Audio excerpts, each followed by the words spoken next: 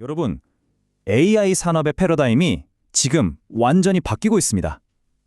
예전에는 AI를 학습시키는데 정말 어마어마한 돈을 쏟아부었잖아요. 그런데 이제는 그 단계를 넘어서 AI로 직접 수익을 만들어내는 그런 시대로 접어들고 있다는 거죠. 오늘 바로 이 거대한 흐름을 제가 아주 쉽고 명확하게 짚어드리겠습니다. 아니, 중국 가재 양식장이랑 미국 주식시장이라니 이게 대체 무슨 상관일까요? 정말 뜬금없는 조합처럼 들리시죠?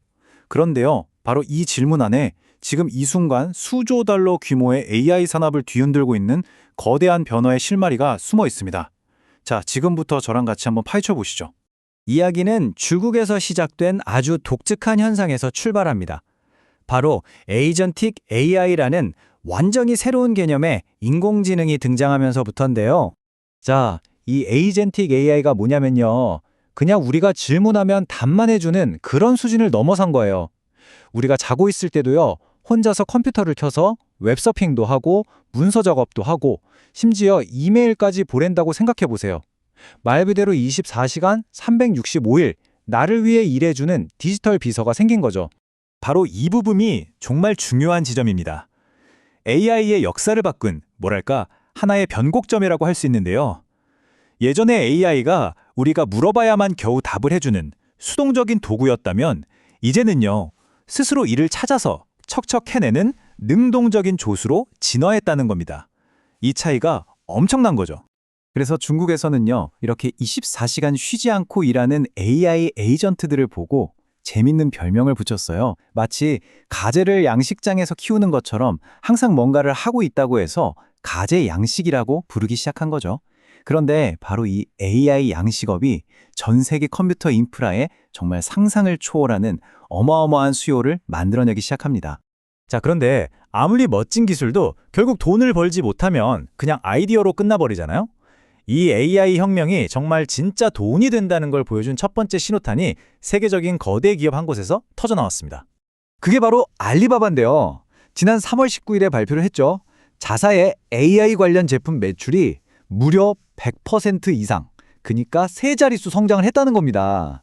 이거 뭐 그냥 성장이 아니라 거의 폭발적인 수준이었어요. 수요가 얼마나 폭발했냐면요. 알리바바가 AI 서비스 가격을 최대 34%나 올려버렸습니다. 가격을 이렇게 올렸는데도 사람들이 계속 쓴다는 건 이게 뭘 의미하겠어요? 엄청난 가격 결정력을 갖게 됐다는 거죠. 자, 그래서 핵심은 이겁니다. AI 그거 돈 안 되는 거 아니야? 하는 시장의 오랜 의구심이 바로 이 사건으로 완전히 사라져버린 거예요. 에이전틱 AI가 그냥 반짝 유행이 아니라 진짜 돈을 벌어다주는 황금알을 낳는 거위, 즉 캐시카우라는 게 명백화가 증명된 순간이었죠. 아니, 도대체 왜 이렇게 갑자기 수요가 폭발한 걸까요?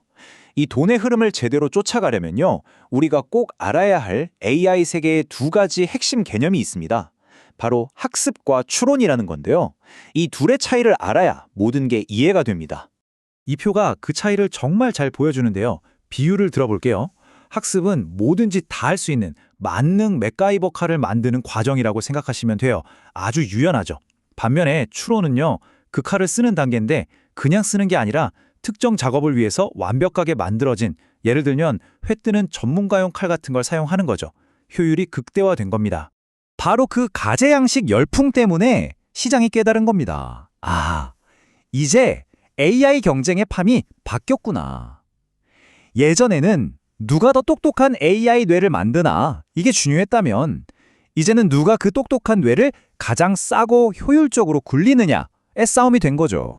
자, 이렇게 시장의 수요가 완전히 다른 곳으로 옮겨가니까요. 당연히 월스트리트에서 주목받는 기업들도 달라지기 시작했습니다. 새로운 주인공들이 등장한 거죠. 대표적인 회사가 바로 브로드컴과 오라클입니다. 브로드컴은 뭐냐면 아까 말한 그 효율적인 추론 작업에 딱 맞는 맞춤형 칩, ASIC을 기가 막히게 설계하는 회사고요. 오라클은 24시간 내내 AI를 돌려도 부담이 적은 저렴하고 빠른 클라우드 환경을 제공하는 곳이죠. 바로 이런 회사들이 새로운 추론 시대의 핵심 플레이어로 떠오른 겁니다.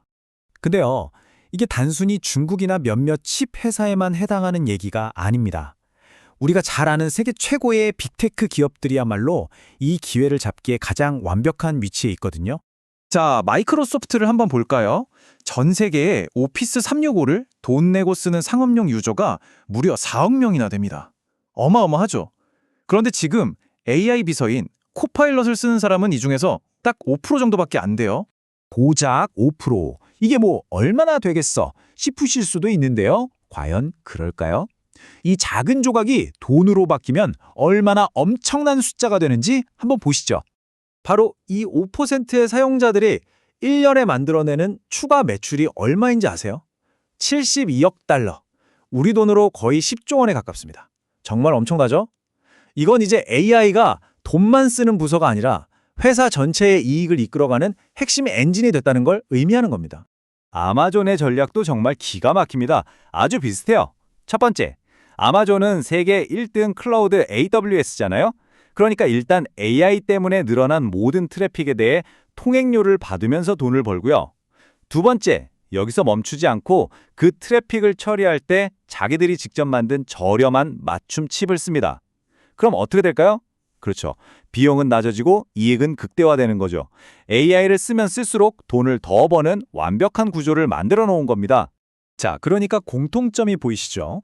이 기업들은 모두 AI가 더 이상 막연한 비용 덩어리가 아니라 확실한 매출과 수익을 만들어내는 구조라는 걸 시장에 증명해냈습니다. 그리고 시장은 바로 이런 기업들에게 열광하고 있는 거고요.